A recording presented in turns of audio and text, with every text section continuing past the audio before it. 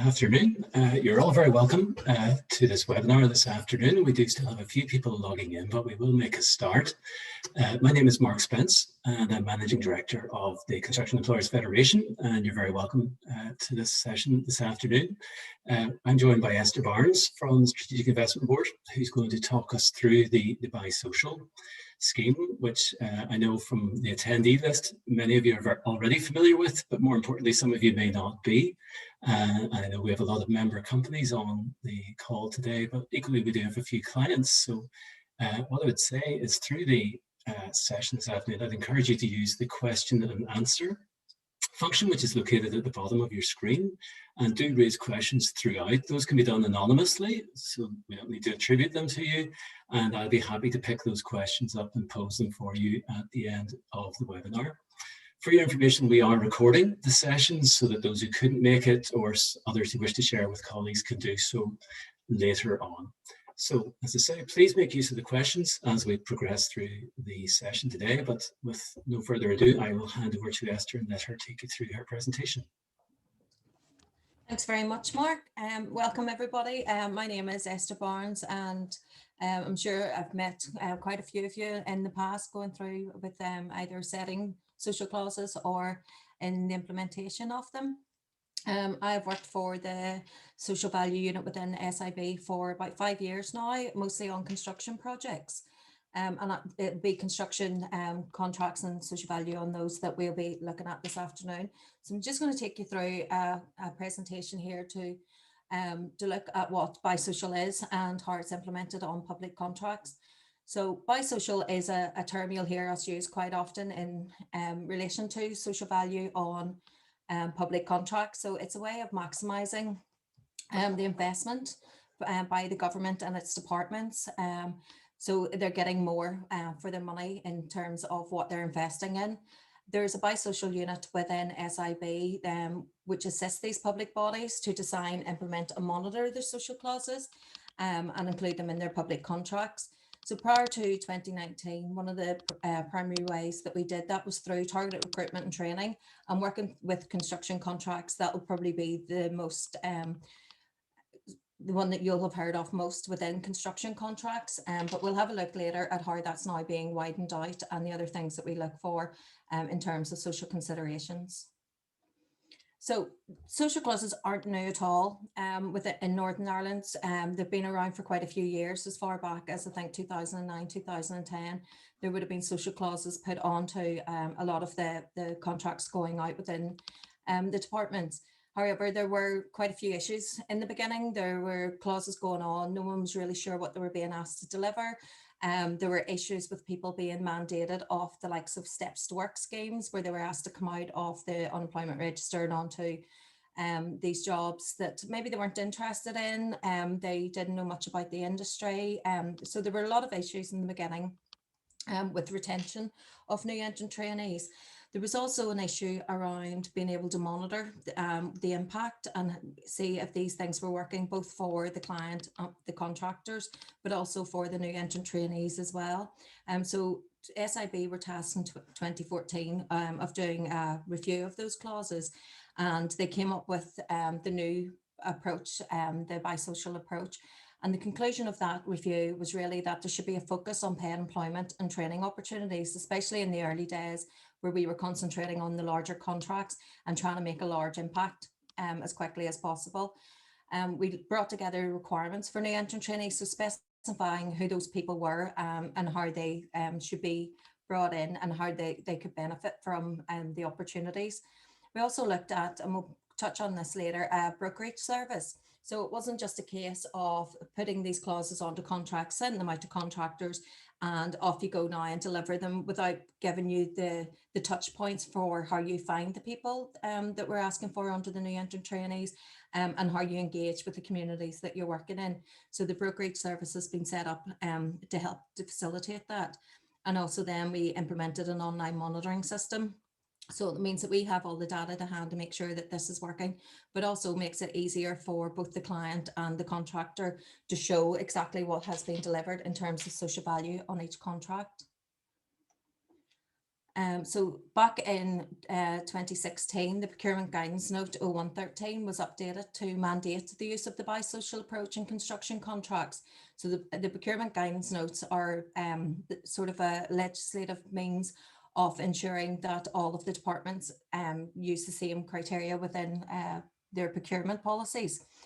So that was, as I said, that was updated after going through Procurement Board to mandate the use of this bisocial approach for construction.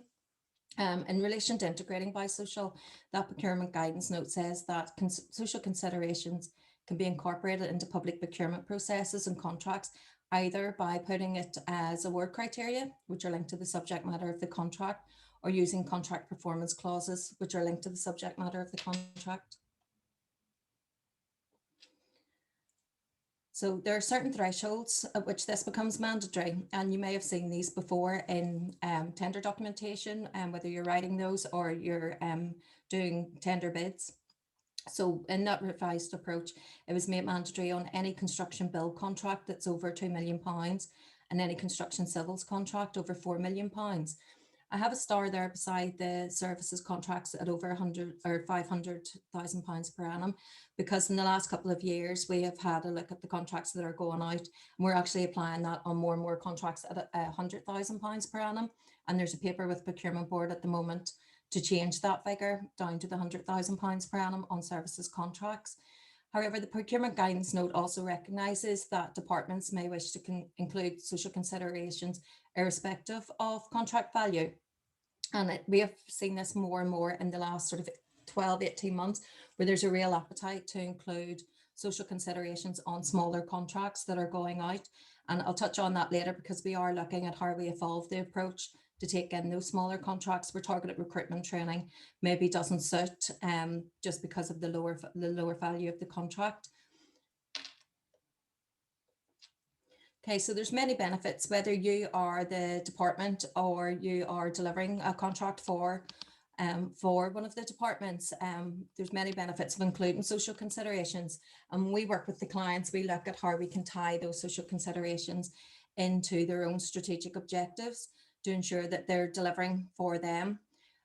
It's also important that we lead by example, but social value has become such a buzzword, especially this last 12 months, and everybody's wanting to know what exactly we're spending the public money on, what are we getting for it, what is being changed, how can we work with communities to ensure that anything that is being delivered within those communities is actually working for them. So for government departments, it's really about as well reducing the risk of their organisational reputational damage, because they don't want to be seen to not be including social considerations on their contracts. We'd like to tap back to the programme for government. So we can show how including social considerations can contribute to a fairer and more equal society, and also contribute to a strong, competitive and regionally balanced economy.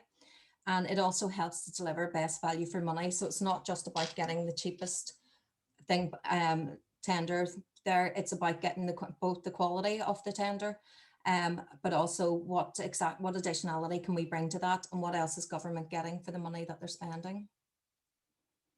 So progress to date under the actual bisocial approach, there have been over 200 contracts so far, which have been let with the bisocial clauses attached to those. And through our monitoring system, we're able to track the people who are employed under those contracts. And so far, there have been over 1,800 people who were either unemployed long-term or had just left education or training, and they've gained a training and employment opportunity through bisocial. And it's always important just to ensure that it's actually working for them, and that these people are working for the contractors as well. So it's not just about getting people in, counting them, and if they leave after 5-6 months, they're still being counted. We want to make sure that they're still in employment and that the opportunities have been successful, both for the new entrant trainee and for the contractor. So we track that through the monitoring system. And so far, of those 1,800 people, anyone who has completed their new entrant trainee period and has left, the contractor gives us is able to indicate on the monitoring system where that person's gone on to. So you can see from that 72% of them have remained with the employer, either still working on that contract but no longer counting towards the target, or possibly in another contracts that the contractor would have.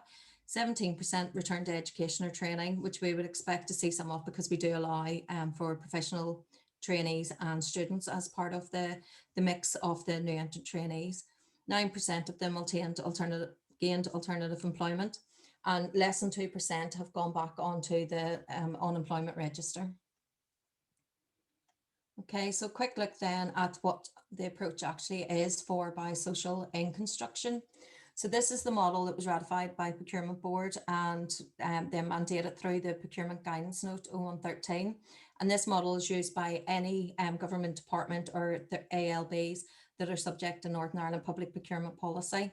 And the thresholds, as I said, for building contracts, anything over 2 million will have this on that. And the ask under that is that there are 52 person weeks of paid employment opportunities for new entrant trainees for every £1 million of contract value and pro rata. Civil engineering contracts, it's slightly different just due to the nature of the work and the typical labour value on those types of contracts. So it's a higher threshold of £4 million. And the ask there is for 26 person weeks of paid employment opportunities for new entrant trainees for every £1 million of contract value and pro rata.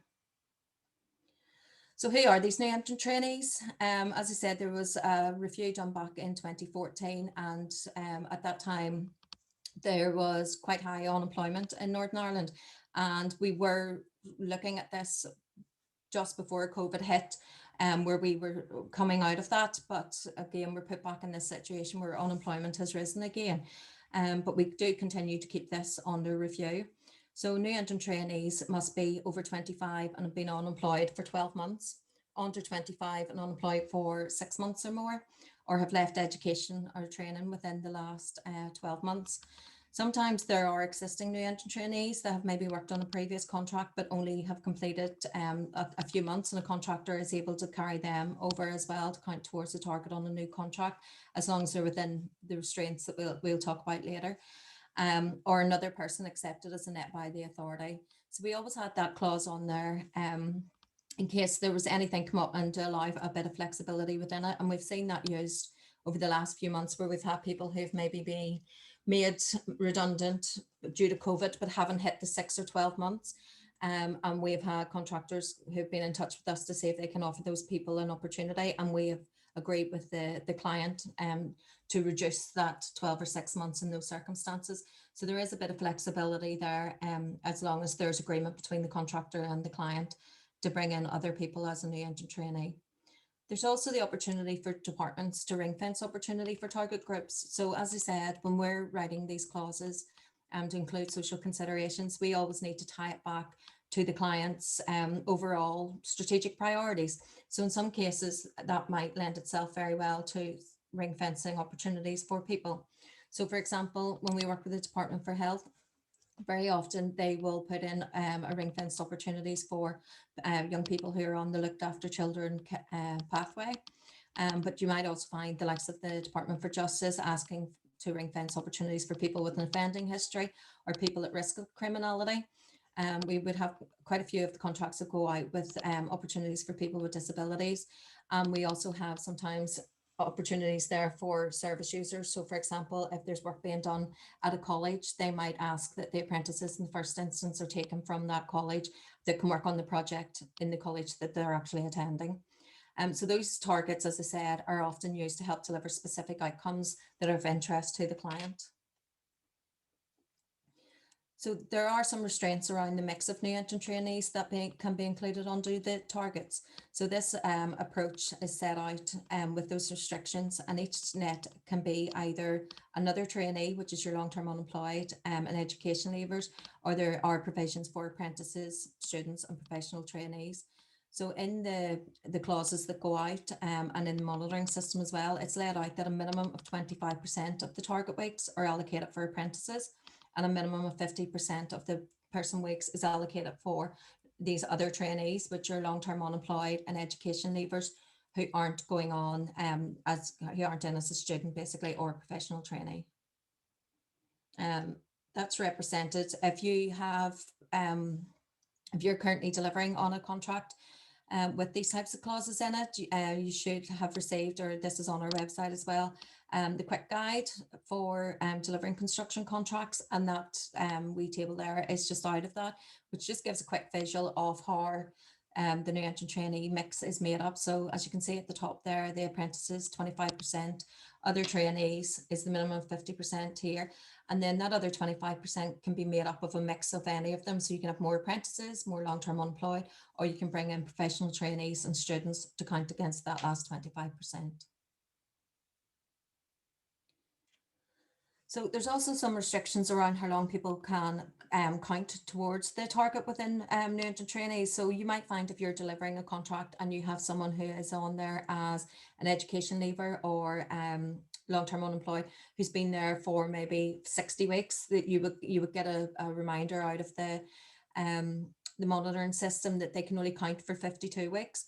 So that is under review at the moment, and we are looking to see if that is still working. But at the moment it is set at 104 weeks for an apprentice or professional trainee, so someone who's on an industry recognised scheme, and everyone else can only count towards the target for 52 weeks.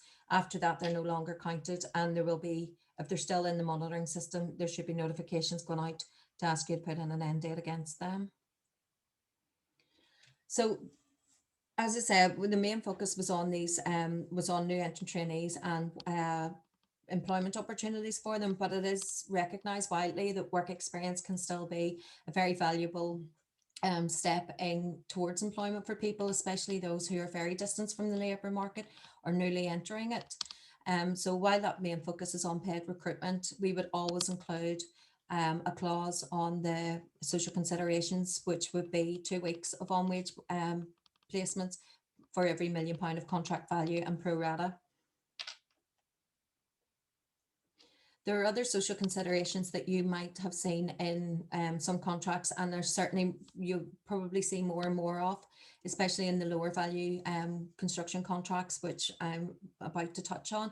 So other things you might see in there are business and education, and that's where the contractor is being asked to go out and engage with the schools, in particular schools and colleges, and go out and do things like talks about routes into the industry, about the plethora of jobs that are available in the industry, and working with young people to show them how they can access those jobs. There's also social considerations may go in around supporting the voluntary community and social enterprise sector, and I'll talk more about that later. And sometimes we would put in the use of social enterprises in the supply chain, and that's a way of trying to help support social enterprises within the sector. So the contracting authority, whenever they're sending out a tender, will decide which initiatives are relevant to include, and they must be relevant basically to the subject matter of the contract, but also the authority's strategic priorities. So below threshold construction contracts, as I said, it's mandatory at the moment for anything over £2 million in build or £4 million in civils to have those social considerations on it. So the biosocial approach, where we're asking for either 52 or 26 weeks of employment for people who are long-term unemployed and education leavers.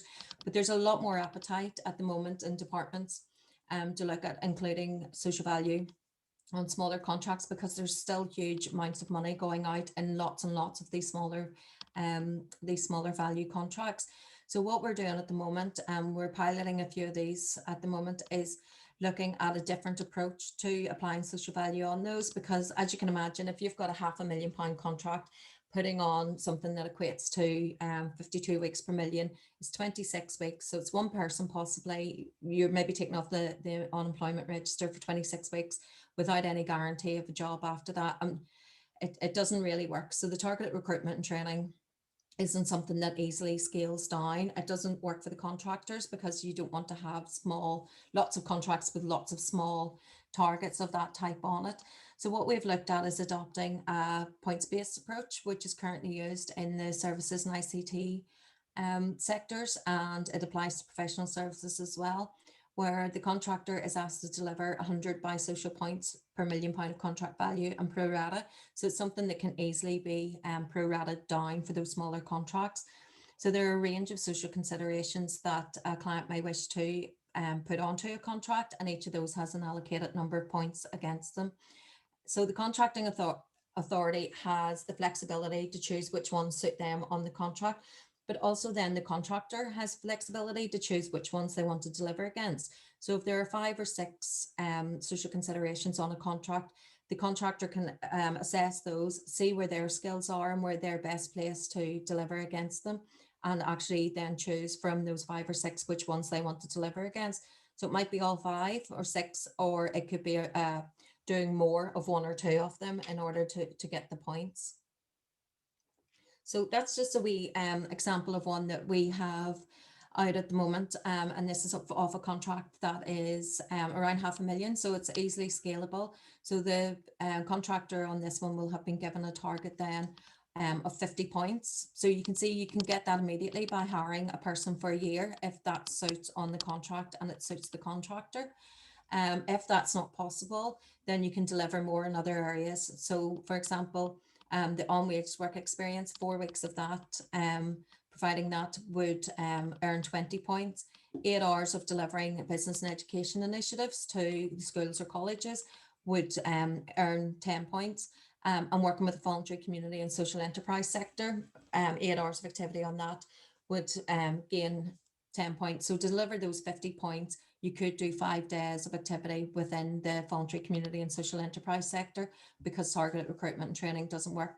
But it's entirely up to the contractor to decide which of those they wish to earn the points against. And again, they can do a mix. So you could do 4 weeks of work experience, 2 days of working with the voluntary community, social enterprise sector, and a day of business and education initiatives. So it's entirely up to the contractor how they deliver that.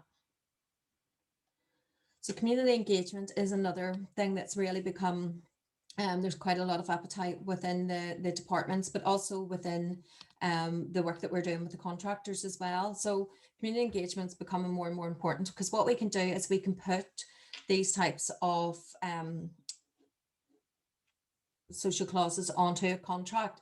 But in order for the contractor to know when they're going out to work with the voluntary community and social enterprise sector, what they would actually want to deliver and what the community can really benefit from, it's important to actually engage with those communities that you're delivering projects within.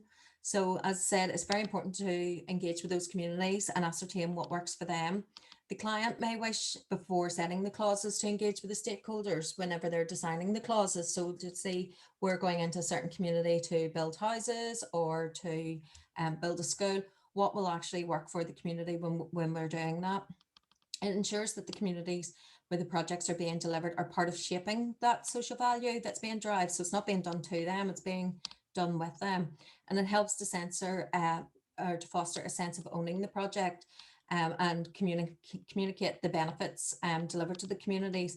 And we've actually seen that work really well in some communities where there's traditionally been sort of antisocial behaviour and issues on the actual sites. By involving the communities and the community groups, you get that real sense of ownership, and people start to think that this is something that's being delivered with them, and helps to get their buy-in. If there are likely to be jobs as an outcome, if it's likely to have targeted recruitment and training on it, it also gives those community groups, if they're made aware of it in advance, it gives them time to identify people who may wish to avail of those opportunities. They can register with us as brokers, which I'll touch on later, and get those people geared up and ready to be in a position to apply for those positions whenever they come up. So as I said, contractors supporting the voluntary community and social enterprise sector can take many forms, and we have seen this work really, really well over the past sort of 6 months, even in the most challenging times, where contractors maybe haven't been in a position to do the targeted recruitment training or to work with the schools, because obviously the schools are currently, they're not actually in school. So it's been very difficult to deliver that business and education, but we've seen real benefits for communities and community groups with working with contractors delivering projects in their areas. So some examples of that have been things like donation of time, expertise and materials from site to local groups. So working with the local men's sheds, community allotments, etc., has proved really beneficial, and it's something that we as SIB or even the department wouldn't necessarily think to write into as a clause, but having that sort of coverall of working with community groups and doing that community engagement, contractor was able to identify this as something that they could deliver and make a real difference for those people. Unfortunately, there's also been a lot of need over the last few months for support for local food banks. We have had contractors who have been either giving donations or even just doing the delivery driving for some of the food banks to help them to give out food parcels to people in need. It's also been very important over the last few months. We've really seen this come to the fore, but it's always been something we've been engaged with, was things like CV and interview advice for local residents. So contractors doing things like CV advice, but also then mock interviews, because there are a lot of people who find themselves in a situation where they maybe have been made unemployed after 20 years, haven't done an interview in many years, and are very nervous about that. Their confidence is knocked, and just being able to put themselves in the role play of being able to sit through an interview and do a mock interview with someone really helps to build their confidence. And it's been something that's been delivered quite a bit in the past few months. It's worked really well. And then doing things like working with local community groups to deliver health and safety training, etc. So support for contractors. So the biosocial unit in SIB works on all sides. So we will work with the community groups, but we also, and the departments who are putting out the tenders, but we are also there to support contractors in a number of ways. So during contract initiation meetings, we're quite happy to come out and explain the social value targets and how you can achieve them, and show how it's been done in the past, and what mechanisms are there to help you to deliver your social value targets. We work with industry representative bodies, so the likes of CEF, to ensure that social value targets are achievable, to evolve the approaches where necessary, and we will continuously keep those under review with the industry bodies and work to make sure that it's working for everybody. We hold quarterly meetings of the CEF implementation group, so that allows contractors to come along and discuss any issues, share best practice. We also bring in some of the community groups and social enterprises to present on what they're doing and how they are working with people who are removed from the labour market, or offer other ways of implementing social value. We have the online monitoring system, so that allows both the contractors and the clients to see exactly what the targets are, what's being delivered so far, and a way of highlighting any issues along the way. But it gives the contractor something at the end to say, this is exactly what we've delivered and how we've met our targets. We also work with contractors and brokers to match up community groups, etc., that wish to avail of the benefits. So again, going back to the start where I said about one of the problems before was contractors being given this list of social value initiatives to deliver and not really knowing where to start. Maybe if you were new into working in a particular area and you didn't know who the community groups were, the brokerage system allows you to meet up with people or to match up with people who are working with long-term unemployed, education leavers, looked after children, people with disabilities, etc., and give you a contact there that you can make those connections. And we also send out quarterly newsletters both to the contractors and to the brokers to share a bit of that information. So highlighting some of the brokers to the contractors, but also allowing the brokers to know which contracts have recently been let and what the social considerations are on them. So if they're working in that area, they can contact the contractor to say, we have people or we have a need to benefit from that social value clause. Okay, so as said, we have that on our website, so you can go on to biosocialni.org, contractors find a broker. So on that website, we have a plethora of information, and there are a lot of sort of best case studies where you can actually see the people who benefited from this, because we talk quite a lot in the numbers and who new entrant trainees are, etc. But when you actually see the case studies of people whose lives have really been changed through Biosocial, it's a good idea to go on and have a look at some of those case studies. But you can also go on there to find the community groups and other organisations that you can link up with in order to help deliver the social value considerations that are on there. That's just a thing from the website to show you. You can go on and you can choose. So if you've been given 2 or 3 social considerations you have to deliver, you can actually put those into the system. have a look at the locations. So you can search by postcode, by town. So you're really getting those people who are very close to the actual site where you're delivering this. And we have select an industry on there because it's also for ICT services and supplies contracts as well. So you can go on and use that to find who in that local area where you're delivering a contract is available with people who are maybe long-term unemployed, as I said, education leavers, or who wants to benefit from those other social considerations in terms of receiving help, mentorship, CV advice, those kind of things that it might be on the other social considerations. So as I said, we do have a monitoring system. So where their biosocial requirements are included in the contract, they should be enforced as any part of the contract. So to facilitate that, the contractor has to supply the client with a progress report, and we have developed a way of allowing you to do that online. So the monitoring system is in place so that the contractor is able to provide an update of the delivery of all of the social considerations that are included in the contract. Once it's been awarded, the client must contact SIB to register the contract information on the monitoring system. We have more and more in the last sort of few months been contacted by contractors who are aware of it to let us know. But really that should be coming from the client because they have set the targets and they need to inform us that it has gone live. It shouldn't be a case of, right, you're the contractor, take those and away you go and work through them. The client really needs to work with you. And one way of doing that is making sure that they're on the monitoring system as well to ensure that they're receiving the reports and that they're aware of the importance of delivering the social value and discussing that at your monthly meetings.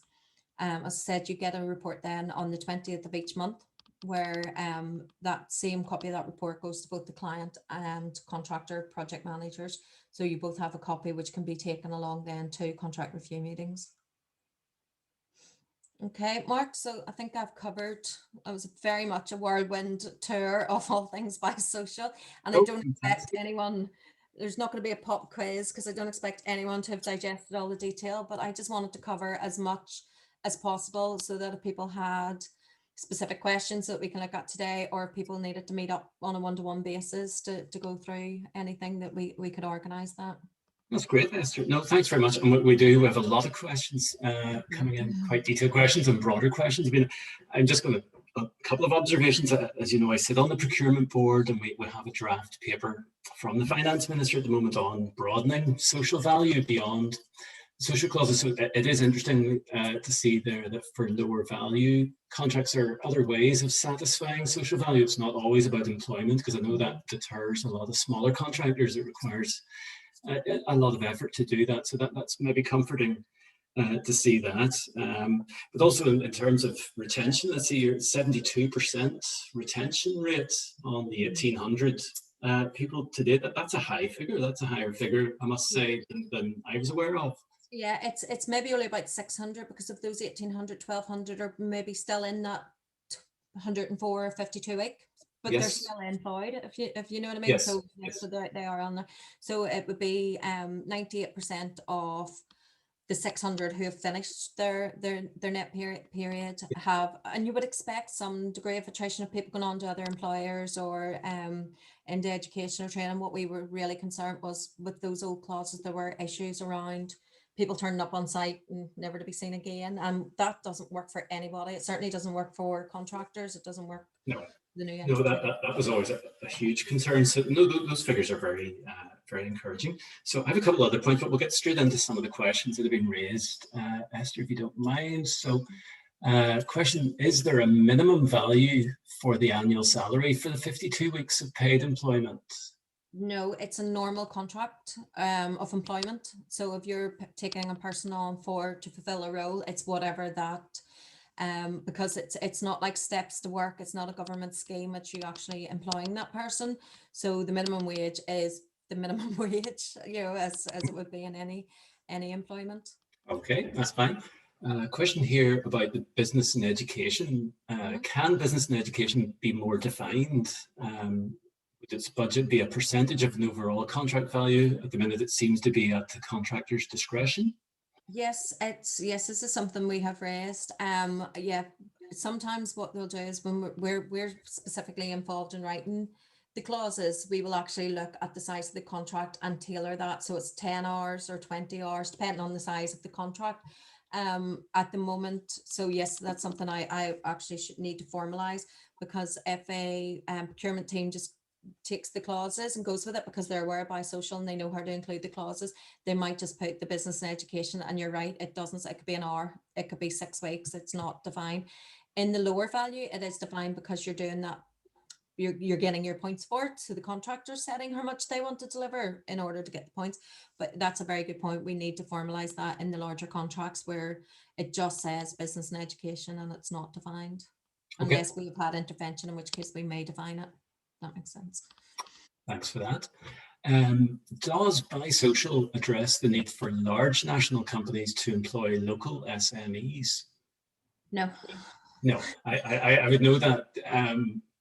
I can see where that question is coming from, but that's not the purpose of biosocial. That's another level of conversation.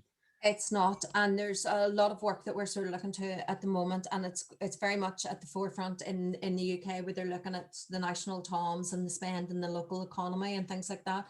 And it's something that we're looking at, but it has to be very much tied into, we can't force contractor, to employ, but it's something that we are very aware of how we actually measure where the actual workers are coming from and things like that. But it's not something that the biosocial is really looking at.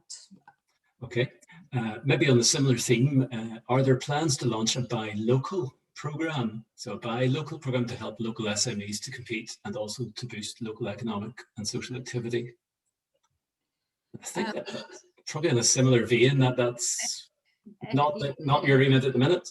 It's not at the moment, but we are working, and it's going through Procurement Board as well at the moment. So there is quite a bit of work being done at the moment to sort of enable the likes of social enterprises in particular, and sort of those local groups. But again, it's very difficult when you're dealing with executive money to define local, because Department of Health might be building in Belfast, but that's a collective monies by the executive, and the whole of Northern Ireland then is, so it's actually very difficult for us to define even you must hire local people, because it's it may be a department buying, but that department's for the whole of Northern Ireland, so it becomes a bit sketchy in that. But we are doing some work with the Department of Finance and having a look at obviously support for SMEs and things like that would support that, but it's not a specific policy to enforce that. Thanks for that. Somebody asking here, can the monthly report show the social value notes added to the monitoring system? Currently, it only shows target hours and what you've achieved to date. Can I just run away? I thought it did, and then it didn't, and then it did, and I could have swore it did again this month. I will 100% look into that, because it was something that was with our developer, because it did do it, and then we had implemented with these lower value ones, we had rejigged the monitoring system, and now it doesn't. But yeah, 100% I will look into that. Okay. Connected to that, another question about monitoring, and you and I have had these conversations as well about monitoring. I think there is a sense out there that people don't feel they are being monitored, and the question specifically is that they're not getting any feedback from their client. And is the client fully aware of their responsibilities as part of the monitoring process? Yeah, and I think that's coming from a place, Esther, where contractors who are diligently reporting feel that maybe are they getting the credit for doing that, and there's maybe a sense that not everybody is putting the same effort into reporting. Yeah, contract management is one of my bugbears in general, because it's done either brilliantly or not at all, and because the civil service as well is so huge, and the amount of public bodies, you're going to find a bit of sort of discrepancy between people anyway. But we have raised that with CPD, and they have agreed that there needs to be an emphasis put on the contract management. We have published a sort of a quick guide almost, or helping note for contract managers to explain this to them, and we do a lot of training through the Centre of Applied Learning and through the COPEs, and so we are constantly out with the departments and their people, But what you find is the procurement people will come along in order to know how to do it. But it's that one part, you need the one person who's managing the contract. And some of them are very involved and very much would be on with us and speaking through, oh, look, this is doing really well and we think this is great, or how do we do this differently? But if anyone feels that they're not getting that support, I'm more than happy to come along to a contract review meeting, and we can just put it on the agenda, and we'll bring the reports and we'll have a conversation with it around what's being done, what if there's any issues, we can have that conversation. And I'm quite happy to pop into any of the contract I've said on the slides initiation meetings, but I'm quite happy to come along to if you want to put it on the agenda, and we can have that conversation. And it might just be the poke that the client needs, because there's no point in doing this if you're not getting the recognition and it's not being given the status that it deserves. Okay, thanks for that. Back to the definition of nets, NETs. Does your net need to be from the area in which you're doing the work, or can they come from a wider area? No, they can come from anywhere. So it's around this executive spend. This is where the money's coming from. So it's the executive's money. So it's all of Northern Ireland. So we have been very we don't like to say that it has to be a person from a particular area, but then we're out working with these community groups as well, and they're the ones who are banging on the door going, oh, if you're going to build here in this area, West Belfast, North Belfast, wherever, then we want local jobs for local people. So what our point to the brokers is, you find the people, you get them ready, you give them the expertise, or not the expertise, but the skills, just being able to turn up to work on time, to different things, and engage them with the contractor. And if they're looking for people and you've got people ready, then that's a match made in heaven. But we can't specify they have to be local people. But the thing we always say to the brokers is, if you're ready and you've got good people, you should be banging on an open door, because it saves the contractor having to go out and find those people. But that's great. Okay, thanks, Esther. If anybody else does have a question, please do send them in on the Q&A with just another couple of questions before we wind up. Suggestion here that Bisocial should maybe be included within planning permission conditions to put the onus on the client organisation. I'm guessing the client organisations already have that obligation. Again, in Procurement Board, the social value paper that's in front of us at the minute would be making that a requirement for client organisations. Yeah, and there's already social considerations within the planning, but it's on the end user. So the councils who would hold that are working, and I think it's already been implemented, where they are looking at who is going to be the occupier of the building once it's built, and that's where the social value comes from on that end. Terrific. Okay. The only thing I was going to finish off with, and we'll keep an eye if any other questions come in, but just to say, you did mention there we do have quarterly meetings, CEF, with yourselves. Now that did fall away last summer with COVID, but we're planning to get those back online very soon. Observation of those meetings was that we tended to be preaching to the converted. So we were getting to that stage where those who were coming along were those who were very comfortable and had great stories to tell. We really want to reach out to members who are less confident about Bisocial or encountering it for the first time. So we're going to reformat that quarterly meeting, but we'll advise everybody of that very shortly. But we'd like to do a bit of the showcase material with those who are familiar with it, but we're really there to help people become more familiar with it. And I suppose this is a first step with Esther today to do that. But also, Esther, you very kindly agreed that you'll be available to do one-to-ones with any contractors who are having difficulties or trying to get onto the first rung with Bisocial, because it can be a bit daunting, but I think your presentation today shows that it's very doable, it's scalable to the size of contracts, which is important. So I'll be sharing your contact details after this, and would encourage anybody with any questions to get in touch. We haven't any other questions that have come in at this stage. If anybody does have any follow-up questions, please don't hesitate to contact either myself or Esther. We will be sending a link to the recording as well if you want to share it with colleagues who couldn't make it. But other than that, I just want to thank you, Esther, for your presentation. Very helpful, as always. And thank everybody for joining us this afternoon. And we hope you find it useful. Thanks very much. Thanks, everyone.